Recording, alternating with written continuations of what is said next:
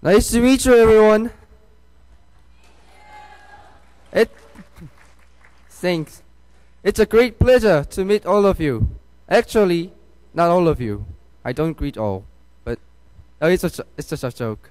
I was joking. So relax, please relax. I am Lee Nam-chul from Se종국제고 High School, the moderator of Session 1, Political Sustainability. Before introducing the participants, I would like to mention a few things. First, everyone who sits here is extremely nervous. So am I. So our voices might be unable to hear.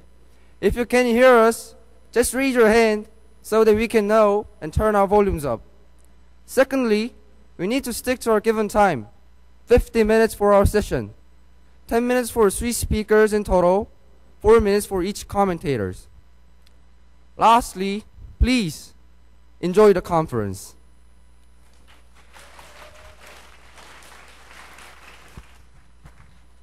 Now, let me introduce the participants.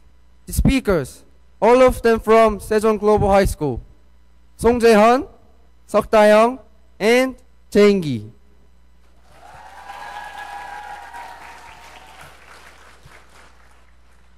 The commentators, Choi Ye-jin from Goyang Global High School, Kim Ye-jina from Dongtan Global High School, Jung Na-song from Busan International High School, Liu Jun-won from Seoul Global High School, and Lee Ji-hyun from Incheon International High School.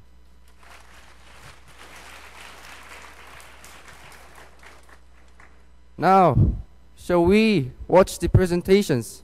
Please give them a big applause.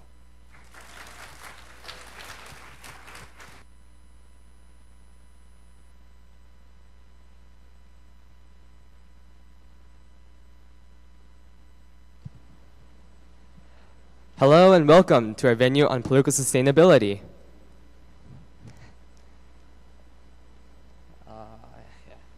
Sustainability as a whole is based upon 3 core pillars: environmental,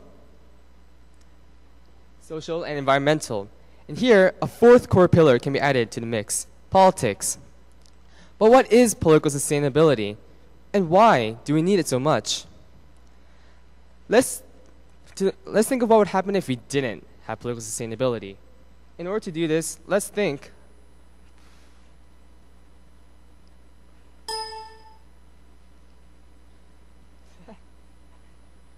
technical difficulties, sorry.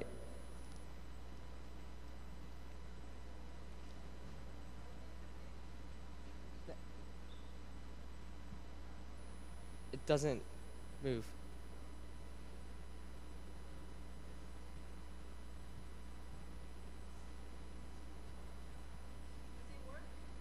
No, it doesn't work.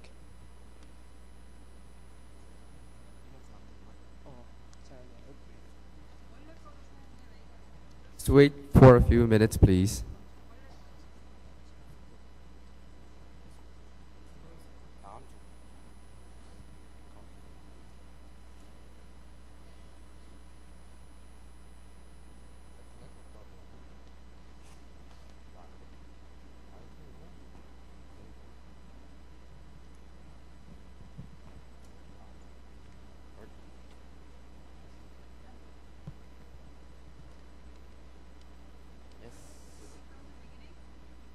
Okay, I'll start from the beginning again. Sorry.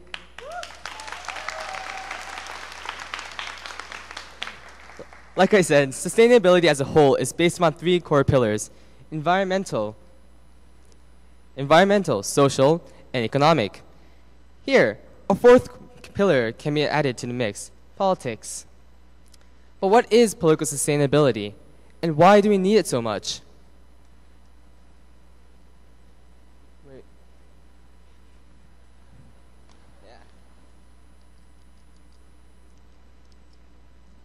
Let's think of what would happen if we didn't have political sustainability.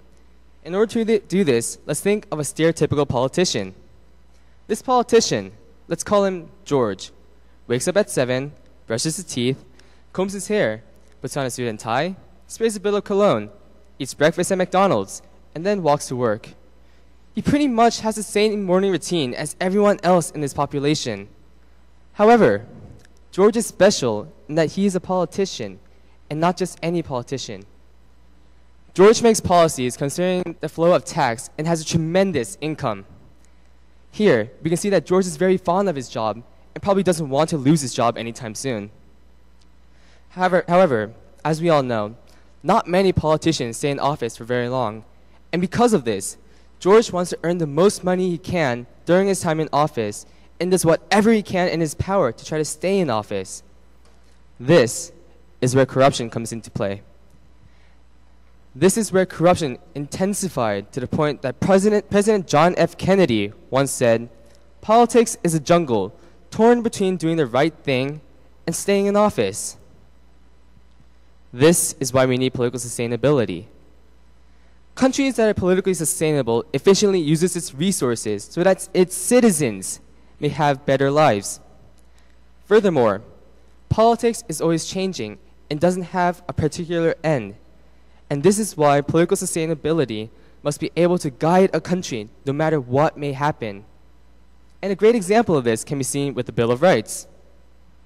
The Bill of Rights was created in the beginning of American history, and it set the ideals and values of American culture, and it is still a fundamental part of America today. So we can see the potential of what political sustainability can do through the Bill of Rights. Furthermore, politics is the people, and political sustainability promises a good quality of life for its citizens. Thus, we can see that political sustainability means sustaining people's welfares and interests. Details and explanations will be given through the next two speakers. Thank you.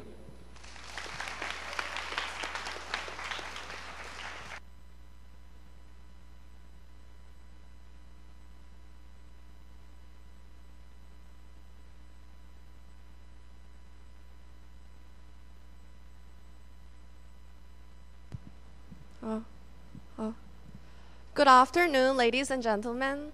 It's very nice to be here. Today, I'm going to talk about the global scale of political sustainability and how it can be applied in real-life politics.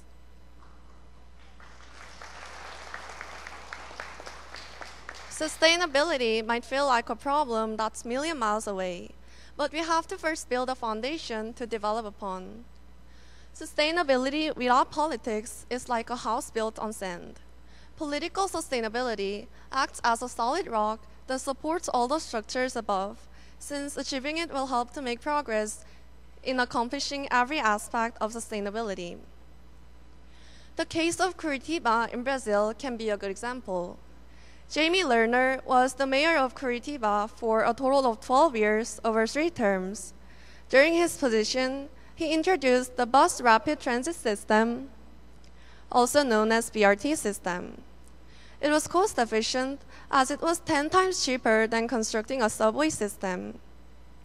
He also built parks instead of expensive concrete walls to act as natural flood defenses. It also provided areas for various leisure activities in tough calm. Recycling rate reached 70% simply by improving school education and trading waste for bus tokens. Overall, it is fair to say that political sustainability has been achieved in Curitiba. It was not only him, but also people who voted for him who contributed to this change. Another example can be seen with Japan and its Hinoki cypress. Pine trees in Japan were dying because of pine wilt disease. So the government decided to abandon these pine trees and grow Hinoki trees instead. Healthy Hinoki forests were grown, and the results were beyond expectations. The government solved urgent problems by establishing safe windbreaks and supplying wood for various furniture companies. Furthermore, when it was revealed that the phytoncide from Hinoki wood was healthy for our skin, Japanese people started to make various commodities from Hinoki wood and exported them all around the world. Soon, Japan earned a tremendous amount of money. The decision to start planting enoki trees clearly shows what benefits political sustainability can bring us. Political sustainability should also consider the environment. Without preservation, the Earth will not be able to sustain increasing human population.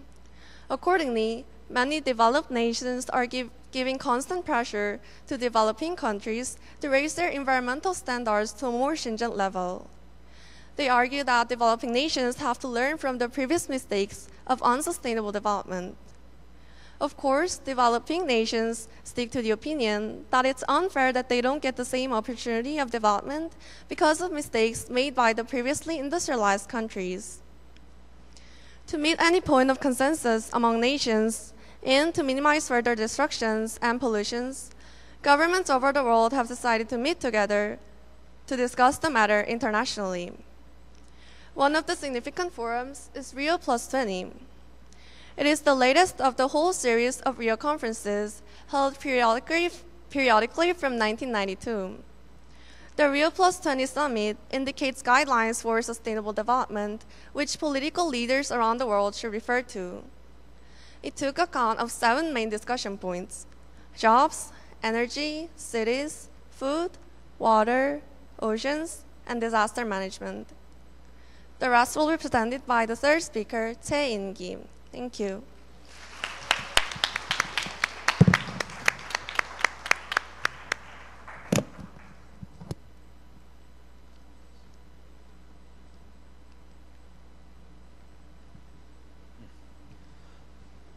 Hello, my name is Chae In-gi, and it's a great honor to be with you all.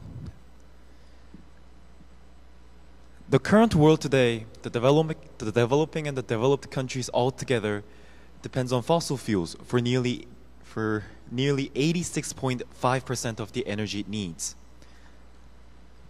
The total amount of greenhouse gases emitted, all the CO2, N2O, CH4, is nearly 9 million tons per day. Worldwide efforts have been made in order to actively reduce this overflow of emissions, but it is somehow unavoidable that sustainability and development collide with each other.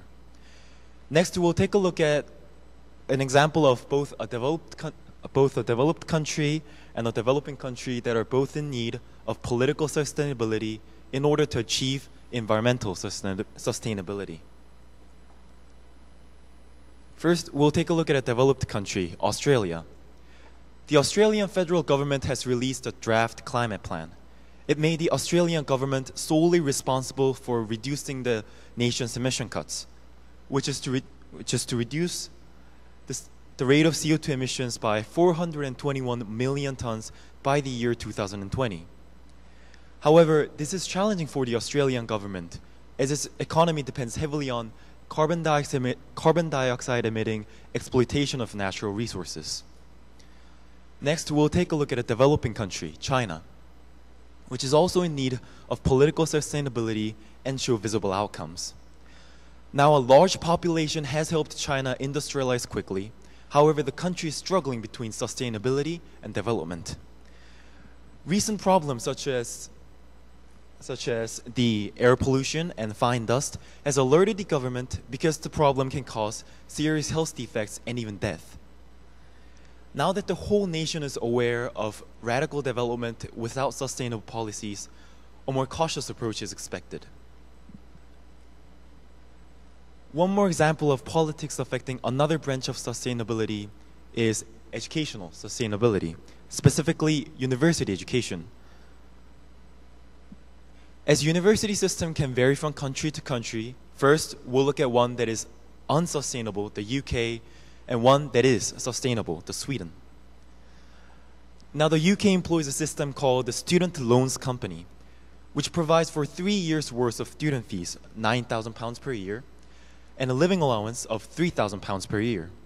Since it's 3 years, the total amount is staggering £36,000. Now, the UK government has set a threshold of £17,000 the formal student must earn before he begins paying his loan back. Once he begins earning £17,000, he can begin paying back 9% of his annual salary back to the student loans company. However, considering that the minimum living cost in Britain is £16,500 and the money left with the student is £15,500, the problem is apparent. Furthermore, the catch is that after 25 years or when you have reached the age of 65, whatever has not been paid back is cancelled out, which means students who end up in relatively low-paying jobs or work part-time or move abroad will end up never paying back the money the government has paid out for them. This is unsustainable. Next, we'll take a look at Sweden, which has a sustainable education system.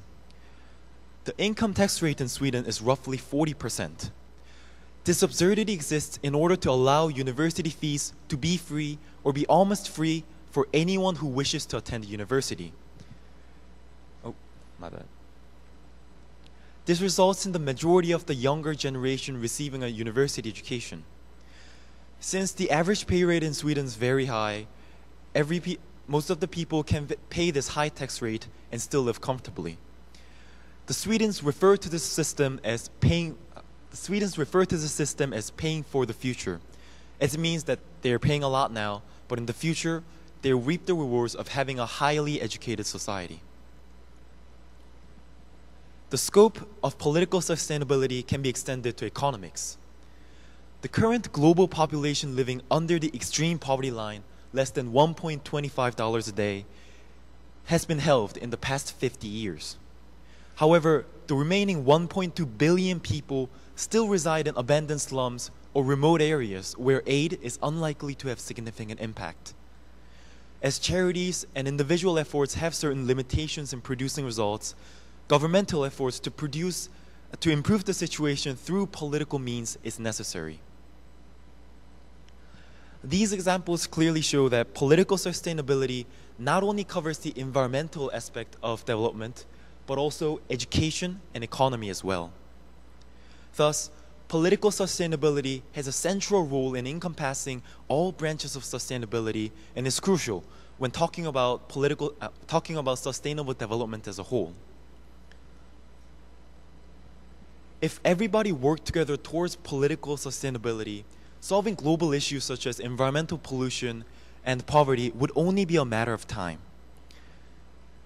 What mankind chooses to do right now will affect the whole of the earth as long as the sun exists, and the choice lies in the hands of our generation. Thank you.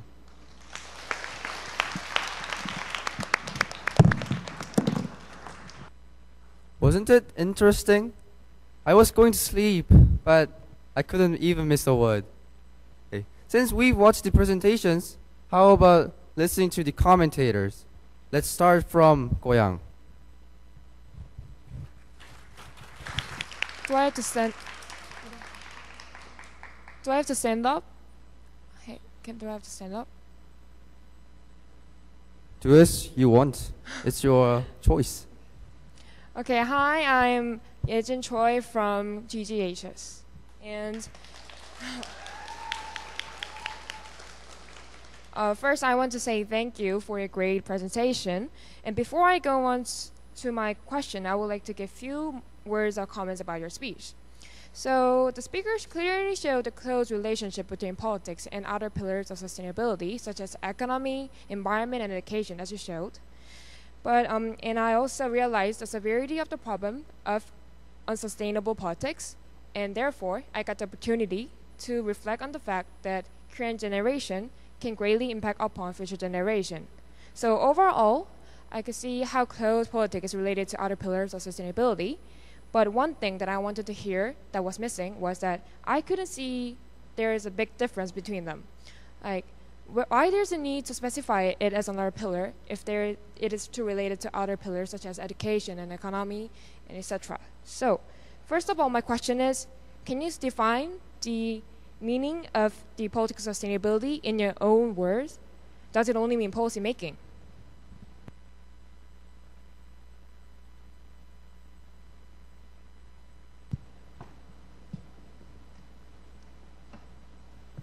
So to clarify what political sustainability is, you can define it as sustaining people's welfare and interests through public policies and providing a good quality of life. So Yes, it is through policy making that we can make a good quality of life. So political sustainability, in a nutshell, will be considered policy making, but sustainable. Yeah.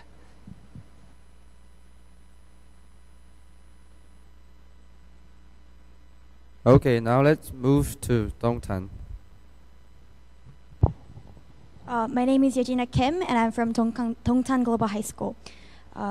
First of all, thank you to the students from Sejong Global High School for providing such a great speech about political sustainability.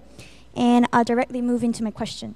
Despite the government being a crucial agent in achieving political sustainability, do you think that it's the only way to pursue sustainability?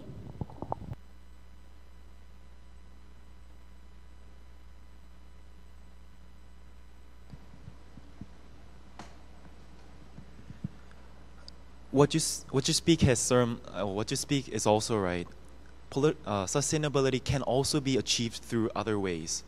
However, what we're trying to talk about is that the consensus of the people has to be made on the subject of sustainability, and when the consensus has been made, such opinion of the majority can influence the government to make sustainable policies. So to say in a short word, government is not the only way to achieve sustainability. However, it can be said that it is the most effective and the easiest way to convey the message of the majority.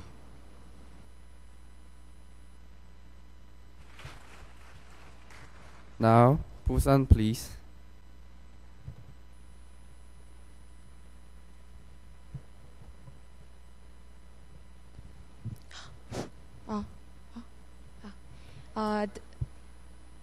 This is Pringles Jang from Busan International High School. And first I want to say thank you for the awesome presentation that deals with the concept of sustainability from the perspective of politics. Firstly, it was very unique that the authors saw political sustainability as the beginning, which could bring about environmental and ecological sustainability. And I think they suggested appropriate examples which helped me envision sustainable government. However, the notion of political sustainability was quite vague and ambiguous, and I could not assess the appropriateness of the standards the author suggests. And although they made logically sound assertions about the significance of political sustainability, there wasn't any detailed idea about how to achieve it. And those examples, my question is, those examples overseas were very awesome, and I can understand it. And that I want to ask, how can we have political sustainability in current Korea?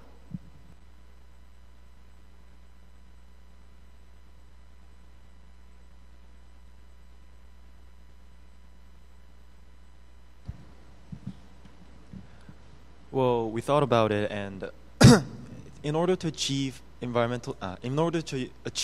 all the aspects of sustainability, all the environmental, economical, social, I think the most foremost thing has to be the educational part, because the consciousness of the people has to be changed.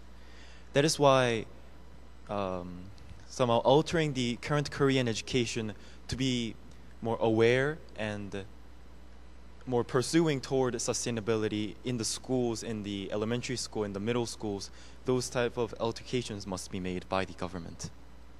I want to ask, the political sustainability is deeply connected with the individuality, and that's the very tough task, right? And how do you think we can develop the consciousness of general public and the politicians?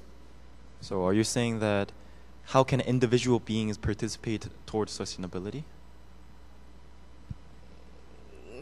I mean, how can politicians and general public can all develop their own consciousness about political sustainability? And that's really, because I think that's really related to personal individuality.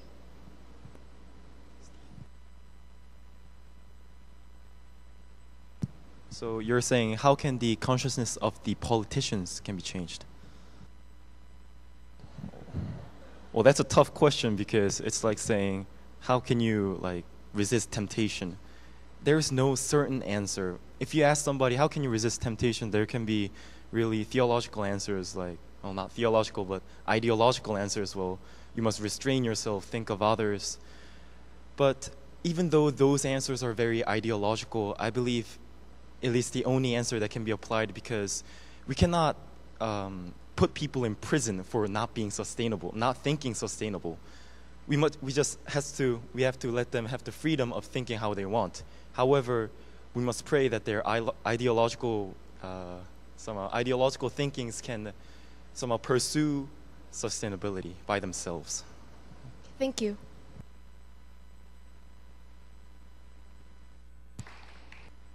Now let's move on to Seoul. While you are speaking, please put the microphone close to you because the sound is not loud enough. Okay. Good afternoon, ladies and gentlemen, and fellow presenters. I'm Junwon from Seoul Global High School, and I'm a commentator. And first of all, I'd like to show my appreciation to Taeyong, In-gi, and Jaeon for giving such a great presentation about political sustainability. So let's give a big round of applause to all the presenters. Thank you very much. So your presentation mostly focused on nearly every single aspect of political sustainability and have gave comprehensive examples about how political sustainability has affected on the general society, from municipality to the international society. And one of the examples from the presentation was about Rio Plus 20 Summit. And I really empathize with this example, for this case has explicitly shown how the political sustainability in global level can actually lead the world to endeavor for the mankind's common benefit of having good society and good future. And also, this instance made me to think of another example similar to Rio Summit. It is a Kyoto Protocol, and Kyoto Protocol is an international agreement on reducing the greenhouse gas emission by the year 2020. And thinking about all those instances, I realized that the international society is really trying to make something and work arduously to compensate for the loss and degradation that they've exerted to the current environment. And also, not only that, I also found the examples about Curitiba, China, and UK very interesting. And also, there were some things that I wanted to hear more about the presentation. The first was about the detailed definition of the term political sustainability. Well, albeit the concept of that term should be well acknowledged by everybody who's sitting here, still redefining the term wouldn't be a big problem. And also, secondly, I'd like to hear more about the relationship between Curitiba's political and social changes and political sustainability. And for the correlations between two aspects were not really delineated from the presentation. And lastly, it'll be really valuable and grateful for the students of Seoul Global High School if how the concept of political sustainability itself can actually influence the entire world without actually affecting other forms of sustainabilities like economical and environmental sustainability. So here my first question. What is the relationship between Curitiba and political sustainability's correlations?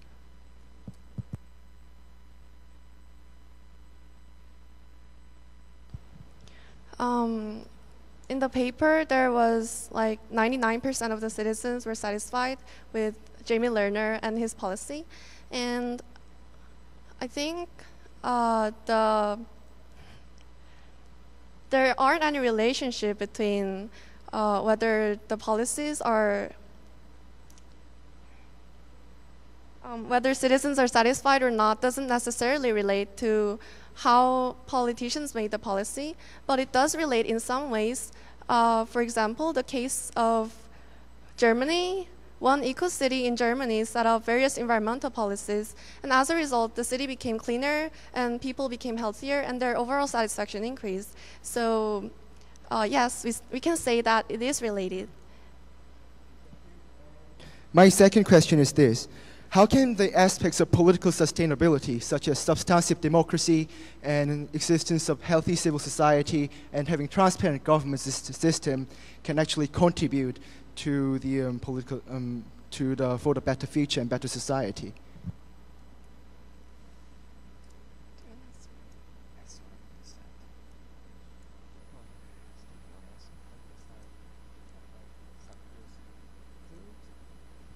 So is the question saying how can political sustainability on itself influence sustainability? Yes.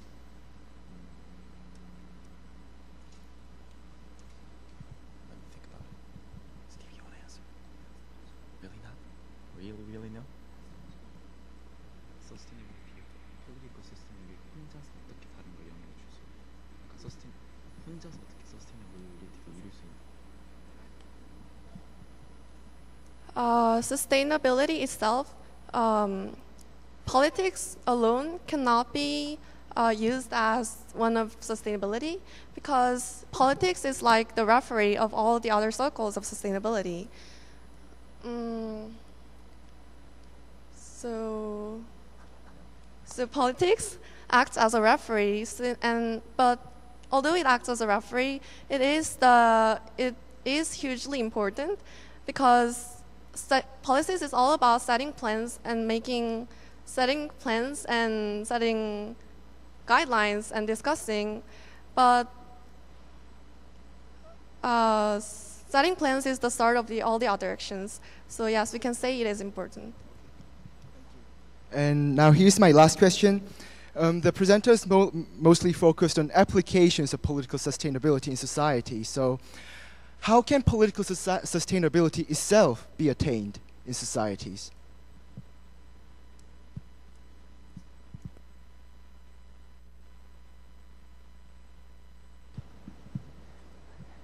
Well, like we said political sustainability is the referee of all the other kinds of sustainability. So political sustainability itself can be attained by making a sustainable politics, right? So in order to make a sustainable politics, we first need to, on the local level, be able to know exactly what's happening in the individuals needs to know what's happening in the political scale. And then next, the government needs to be able to listen to the opinions of the people so that they may be able to make a more sustainable society.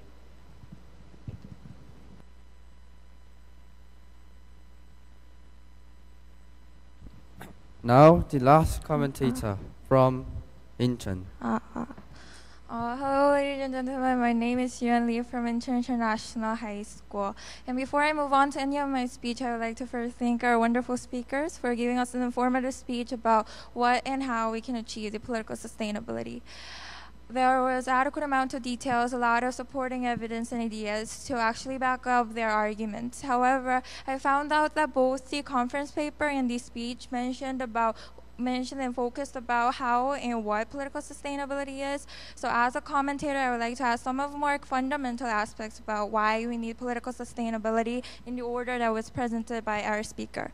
So first of all, they mentioned the political sustainability itself, and they actually mentioned about democracy and how the corruption can affect the political sustainability. However, I wish if they could have further elaborated on the point about discussing the direct democracy and indirect democracy and how we can help the people to actually perform in the status. For example, if they perform direct democracy, it means that they will be able to participate as a member of a Senate or the judicial system. But if they participate in an indirect democracy, it means that they are actually electing their representative who can express their opinions.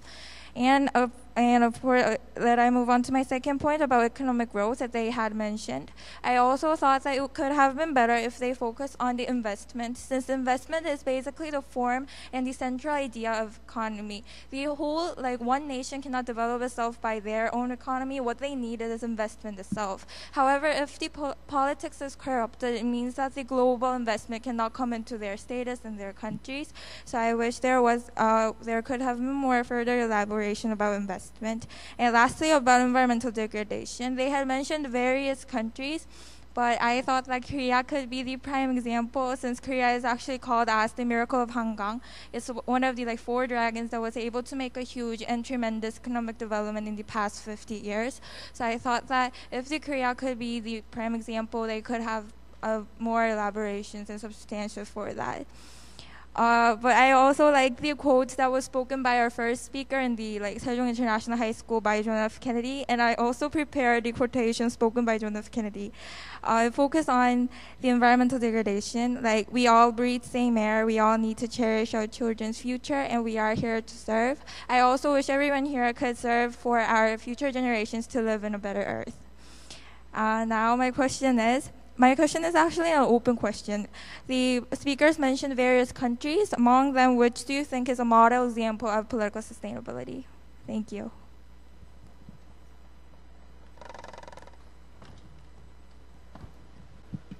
Well, as human beings are not perfect, I cannot pinpoint one country that has every aspect of sustainability perfectly achieved. However, as I've mentioned in the presentation, there are examples of certain countries that have achieved some parts of sustainability to a point where they can somehow brag it to other countries. For example, on the educational sustainability, as I've mentioned, Sweden, even though they collect a lot of tax from its people, it has made educational sustainable because it gives a fair chance of sustainability to all the peoples. In the fact of environmental sustainability, there is one point that I have to mention, that I could not find a perfect example of a whole country somehow being magically transformed into being sustainable environmentally. However, there were examples of countries or some policies. For example, in Germany, they recycle all their foods, and it is set by the policy to somehow enforce the people to recycle more stringently. Also, in the country of cities, presenter Da-young mentioned the city of Curitiba, where they have successfully implemented the system of BRT bus systems to reduce the amount of environmentally polluting subways. So even though I cannot give you this model example of one country that is like a perfect example of sustainability, I believe that each country in this world has some part of sustainability achieved, and if we are to strive for political sustainability, we can all learn from learn from each other. Thank you.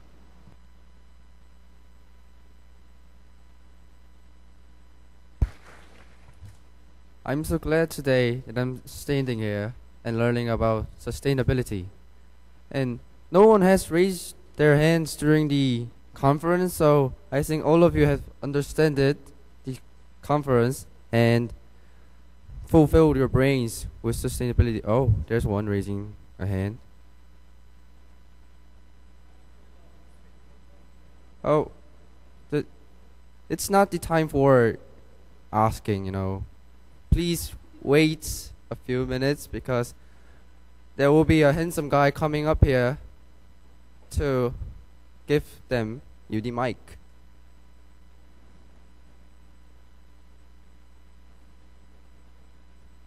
Okay, now, who has a question?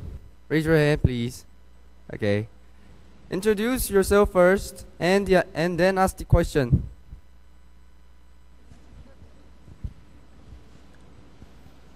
Hello.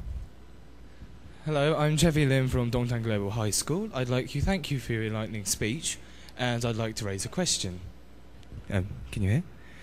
Leaders play the core role in political sustainability. Then how can we have a proper sustainable policy if the leaders keep changing? I'd like to ask that question.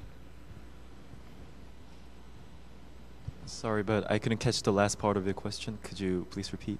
I'd repeat it for you. Leaders play the core role in political sustainability. How can we have a proper sustainable policy if the leaders keep changing? If the leaders keep changing? Yes? In our current society, the leaders change every 4 years. The government changes every 4 or 5 years. So if we were to implement a policy that goes over a long time, then how would you make sure that policy was sustained throughout all those years?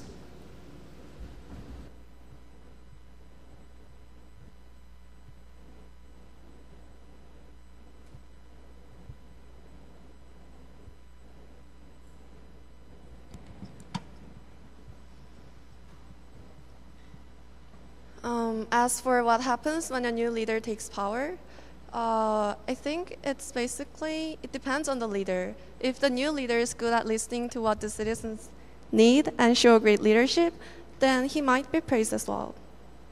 Does that answer your question? Then you could say that political sustainability isn't as sustainable as it could. It's a high variable based on the leaders. Well, to further elaborate, it's what Jaehyun once said. He said that the individuals must participate in the local politics, and the consensus must be made, and the government must accept those consensus because the government must represent the majority of the people, right? What you're saying is that if the leaders change, isn't there a danger of the consistency of political sustainability being altered? I would say that that is because there has been bad examples of leaders doing what they want without taking the consensus of the people. To be fully politically sustainable, the government also needs the full cooperation of the people. Therefore, the leaders is not who makes the policies, it is the consensus of the people, and it is the government who accepts those opinions and then make those policies. So even if the leaders change, if the government can fully accept the majority of the people's opinion, I believe there's no change of such dangerous variables. Does that answer your question? Then what if the opinions of the general public are not in the direction in which sustainability can be achieved? Then surely the leaders have to suggest the direction in which we have to go to achieve political sustainability. In the introductory speech, I said that we elect presidents because they are the best people that reflects what ideals that the people has. So we choose presidents because they reflect best what ideals we have, why we want to be sustainable. So political sustainability in itself is what happens when the leaders we choose is because they reflect the opinions and the ideals of the population. What I'm saying is, what if the opinions of the public are not in a manner in which sustainability can be I'm achieved? sorry to interrupt, but there's not only one school in here, so I think we need to think about that later. Anyone who has a question? Firstly, thank you for the good speech. I'm Baek Seung-hee from Sejong Global High School, and I want to question about the BRT system that Jamie Lerner made. Indeed, in Sejong City, there's also a BRT system, but there's a problem that BRT system has no big differences between the normal bus system. Even the city invests a huge amount of money in this BRT system, so I don't think that BRT system is not really good politics to maintain. It's not a really good politics to be the real sustainable. So can you explain which country has a good BRT system and how it works?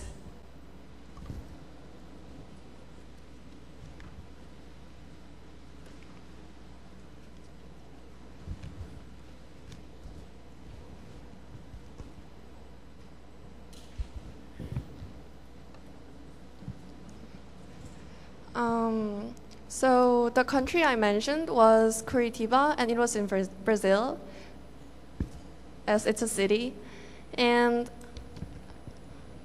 the success of that BRT system was basically the role of people. People were, like, they had higher, higher satisfaction about the BRT system. And the system itself was better than the one in Sejong City. And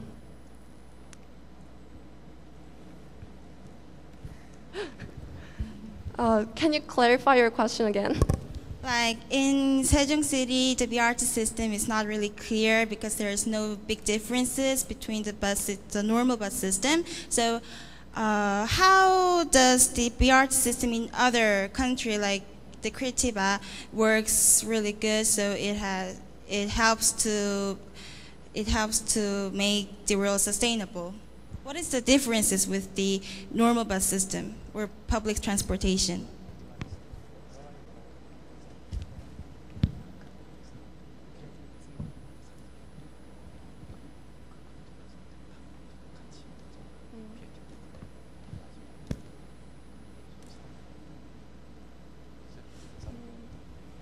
I think it was basically the role of people. The citizens in Curitiba were really aware of the environmental problems today. And so they decided to use the BRT system because they know that we have to.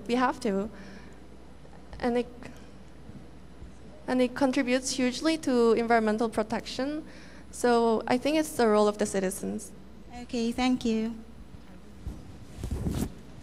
Okay. Since we've gone to Dongtan, so let's go over there.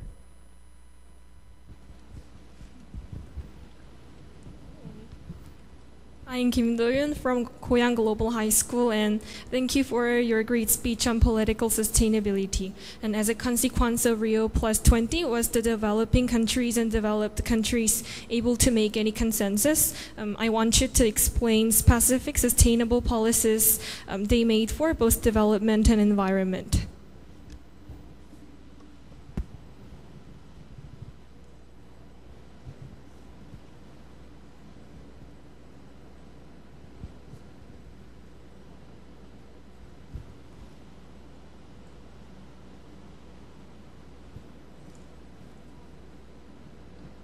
Unfortunately, we didn't research about the specific policy that has made the consensus among nations.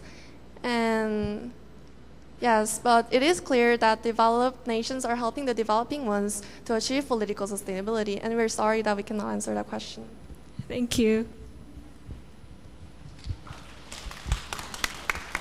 Okay, our last question. Sorry, Dongtan, I'll go over there.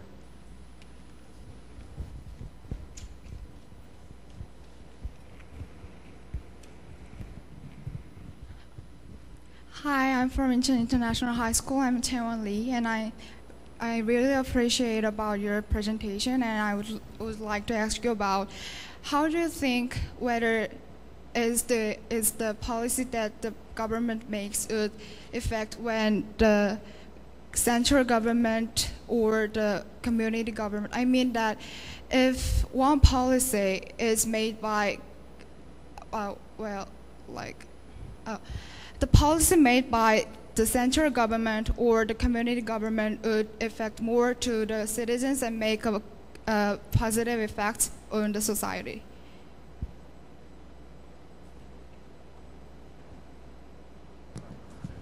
Sorry, but could you repeat the question? I mean that the policy conducted by the central government or the community government would affect the citizens and make a positive effects that you guys said, like Curitiba or something like that.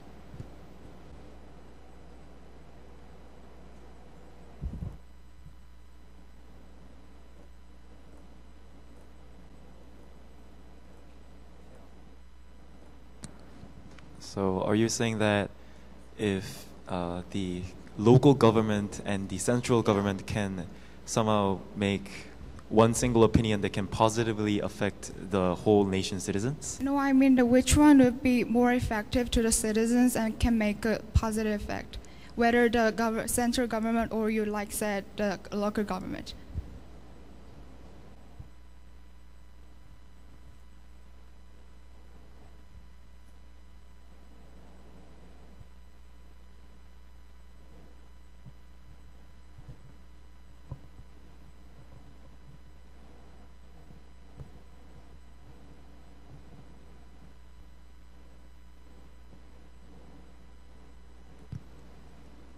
Well, our team thinks that just choosing one would be a faulty decision because, first of all, the local or the community government is more effective in the way that it can more easily